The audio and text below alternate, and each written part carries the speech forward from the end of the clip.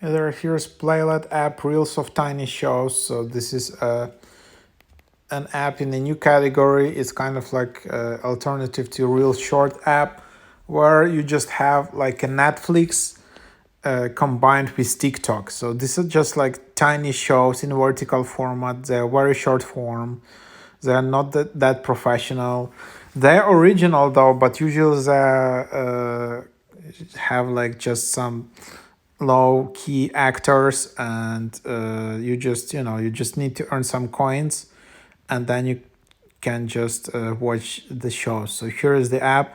You can see all of these things, and then you can see some reels and some additional shows, but then you can see your list, and then you have your profile where you need to basically earn some coins by watching videos and watching ads or just buying those, and then you can watch these shows. This is like a new format of videos, but just be careful with these apps. It's not like that high quality content, and sometimes you just need to spend a lot of time or money and just watch some kind of crappy content.